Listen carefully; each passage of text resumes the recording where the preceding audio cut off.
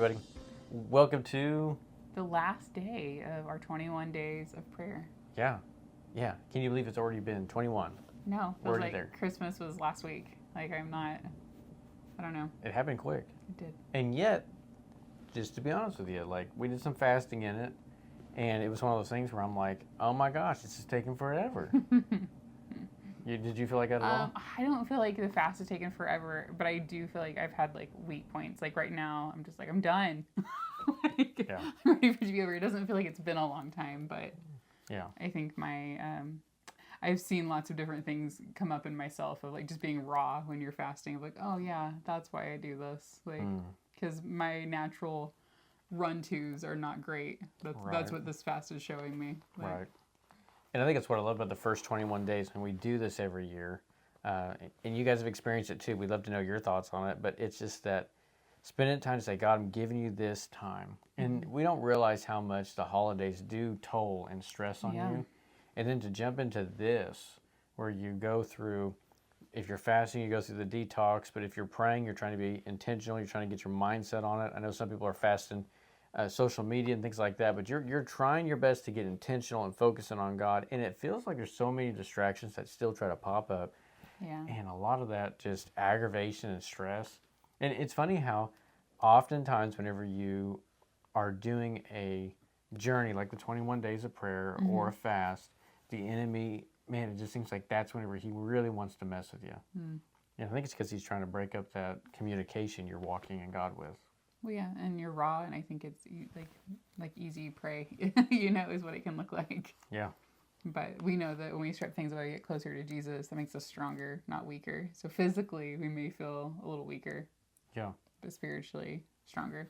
And I think that for me, I'm going like at the end of 21 days, I want to come feeling like I've worked out for 21 days, Right. and I'm buff and like it's all great. Right. But I often come out just feeling like a tilled garden. Like Right.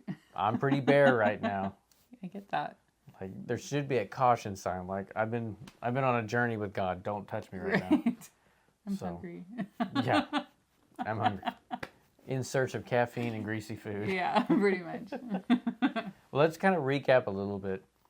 Not much, but we had 3 weeks there that we talked. In week 1, we were Yeah. talking about our personal prayer, praying for ourselves. Not because we're self-focused, but we understand that if we're not healthy, then our families won't be. Right. And if we don't have a healthy family, that doesn't help feed a healthy church. That's right. And we need healthy churches to reach the lost. Right.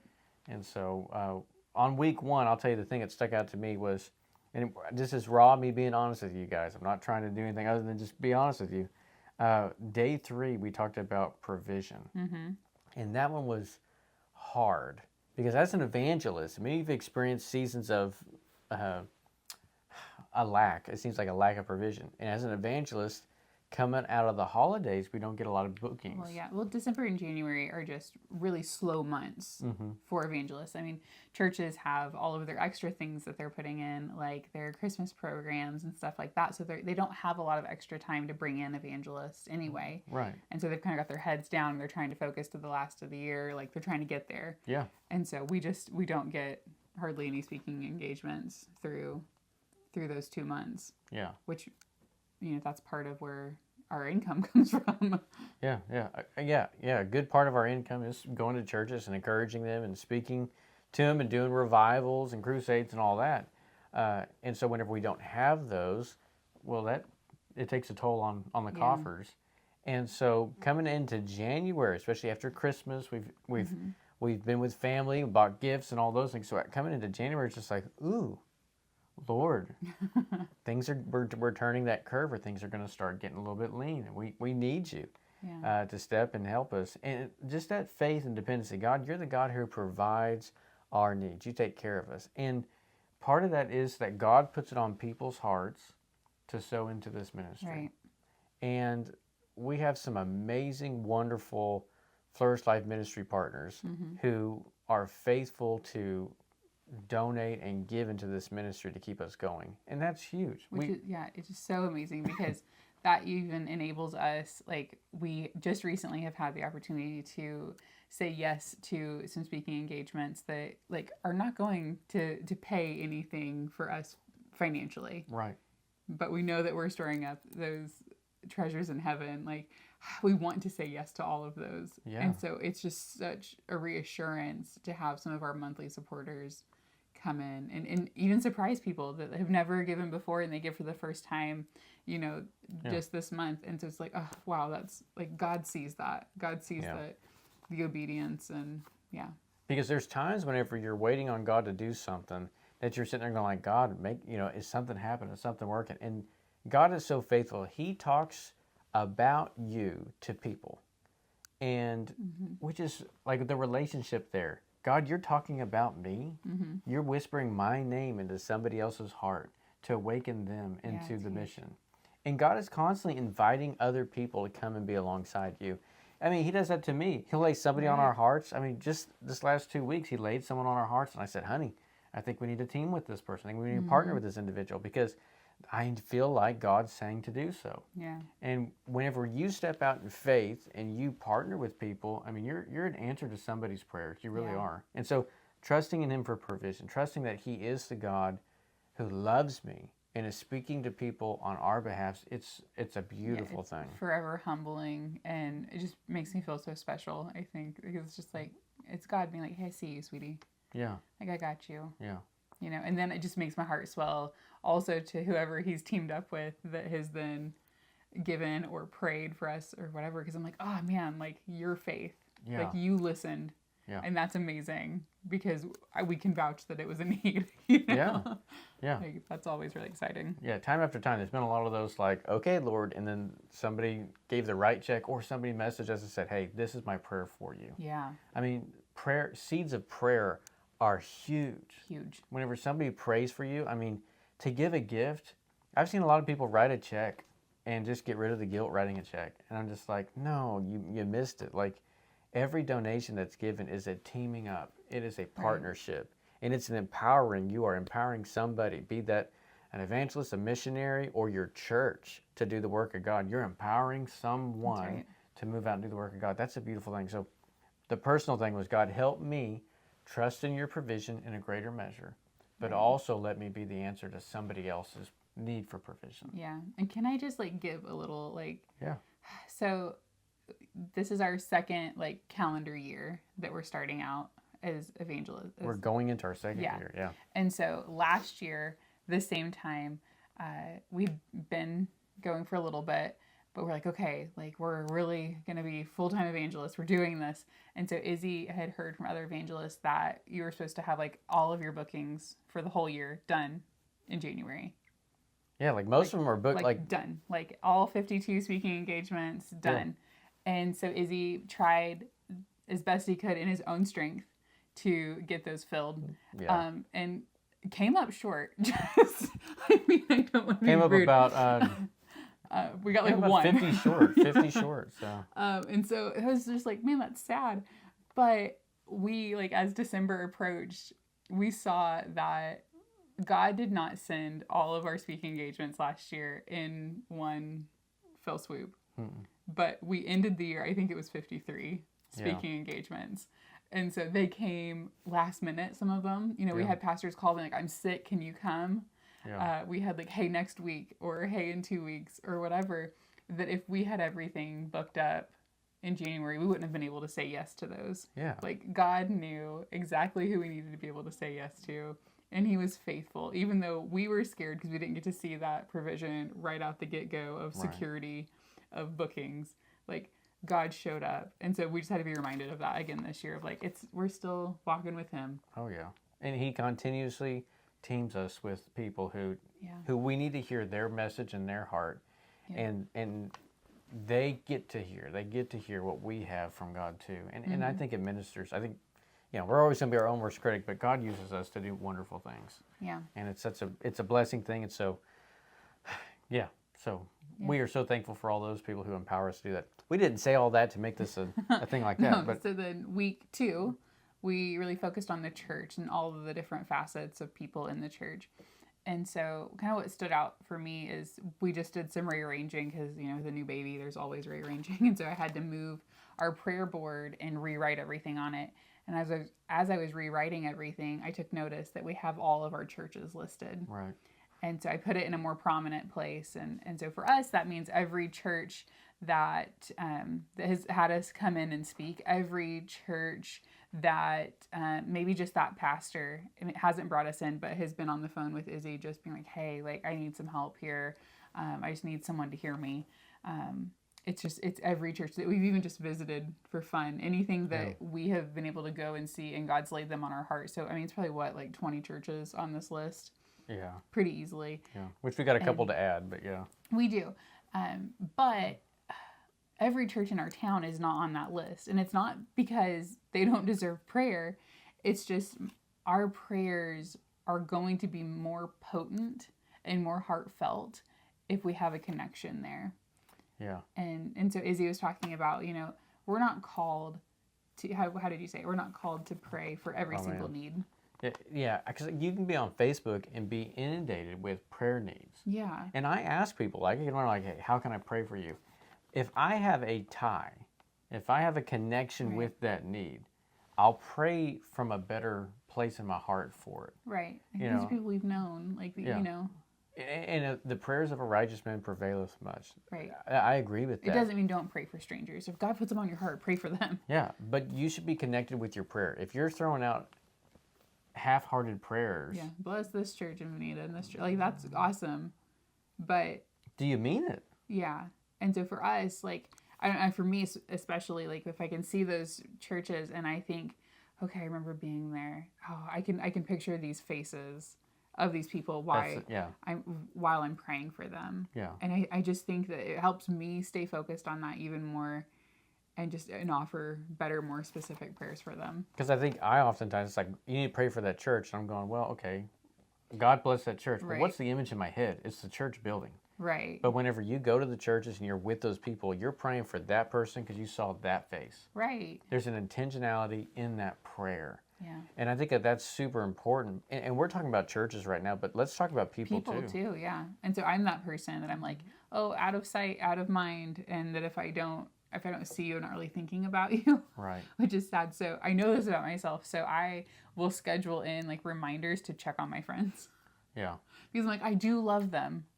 They are important to me, but I have to remind myself to like reach out and see about them and to pray for them. Now, there's some people who are wired different than that who got offended when you said that. Because they're like, are you kidding me? I forgot your friends. How could you? I'm always thinking of them. And you're wired that way. Yeah. And that's amazing. And I wish I was wired that way. I really do. But if you don't think that way, don't be ashamed of it. There's times you got to write down, I need to check on so-and-so. It's been a while. Yeah. And so it's not, I'm not doing it to check it off the list. I'm like, I'm a good friend now. Like, no. I'm doing it to like, because I love them. And so I'm just like, I love God, so I'm going to schedule in that like Bible reading time, and I'm going to schedule in prayer. Like, I love my friends, so I'm going to schedule in that time to check in on them and pray for them. Right. And sometimes love is best conveyed through intentionality. Yeah.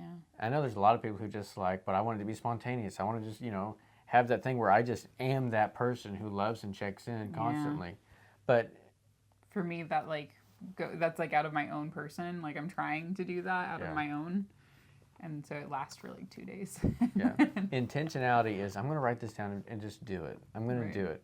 And you'll find, because there's times I'll be like, man, I haven't heard from Pastor so-and-so. I've got to call him. I've got to check on him. How are you doing? How are things going? And instead of getting offended, like that they haven't called you, like be that person. Like, the thing is, my friends know me. Like, they know, like, oh, yeah, it's okay. Brandy isn't, like, so they don't, like, they're not sitting there being bitter that I haven't checked in on them. And I'll say this too.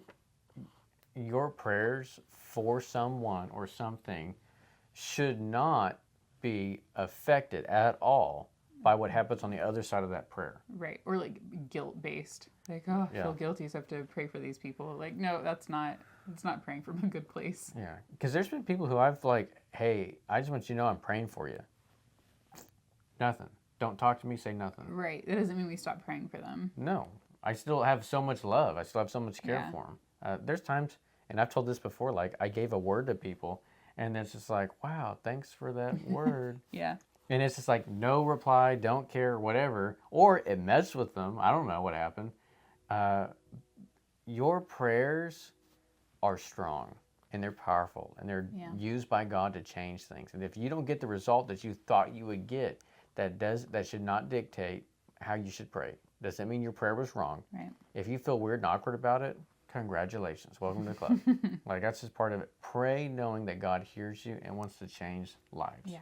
I think we're just trying to say, like, don't feel overwhelmed by the amount of needs out there to be prayed for. Yeah. Find the right ones and pray for And it. pray fervently for them. Yeah. Like, whenever we were talking that week about the churches and praying, there were so many areas in there.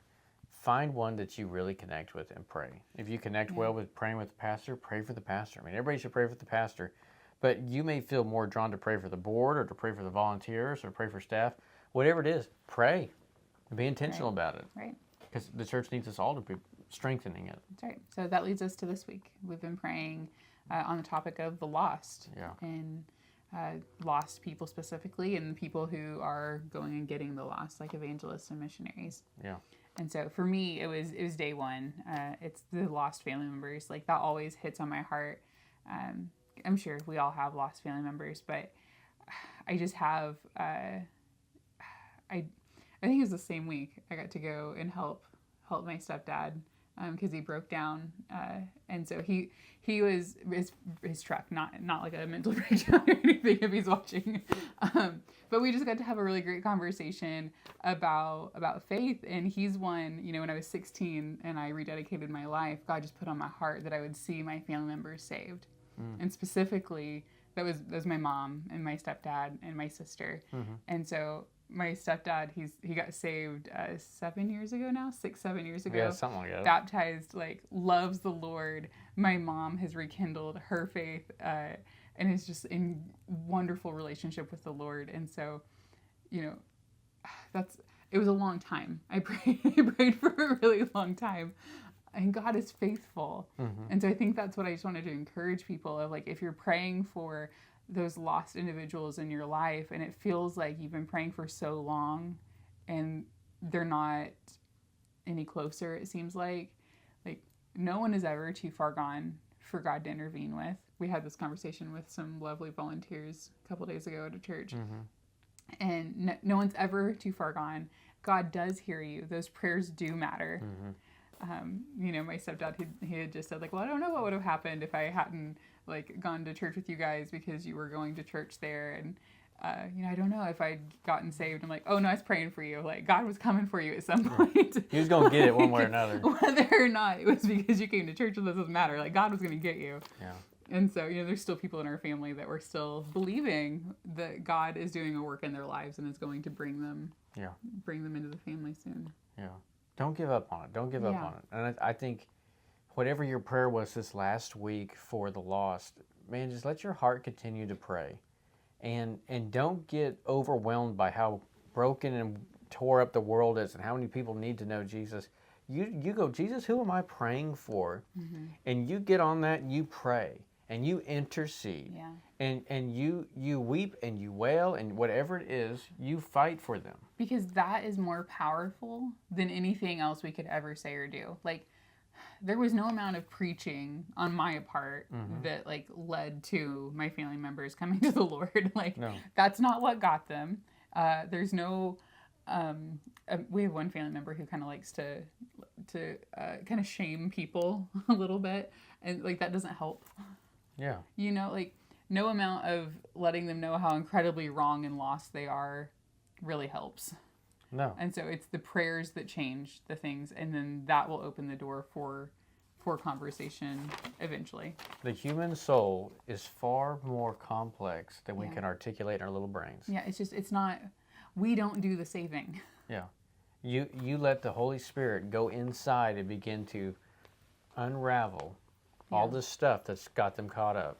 And he does a really good job at it. But when you team up with him and you say, Holy Spirit, however I need to pray for whoever it is or whatever's going on, I pray. God, whatever evangelist I need to pray for to encourage them, whatever missionary I need to pray for to empower them, however I can be a part of that, I want to do it because we want to see the lost come to the saving knowledge of Jesus Christ. We want to see the kingdom of God advancing through the salvation of the lost, but also seeing the hand of God move in wonders and miracles. And so, man, I hope this 21 days has been just, you enjoying the goodness of God, Yeah.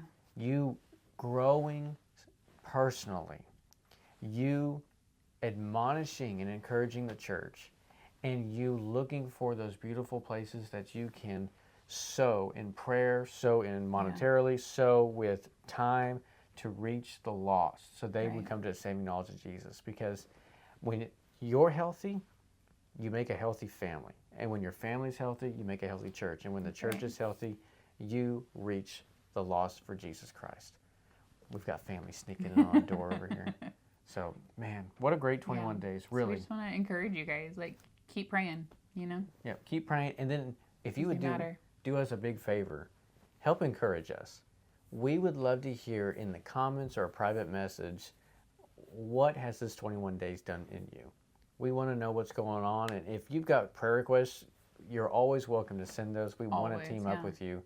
And just know that we appreciate everyone who watches, everyone who likes, comments, everyone who supports us. Yeah. Because our heart is that your life would flourish. Yeah. And so we really hope this 21 days has got you closer to that. Anything else? Nope, that's it. Guys, thank you so much. We look forward to seeing you again next month. Yeah, next month for something Wonderful. related with love. I don't know. It's February. Who knows? But we got something that we're going to plan. We just don't have it planned yet. We So, have it in the works. It's It's in the just works. not fully detailed yet. like at all. So with that, we'll see you all next time. Bye, guys.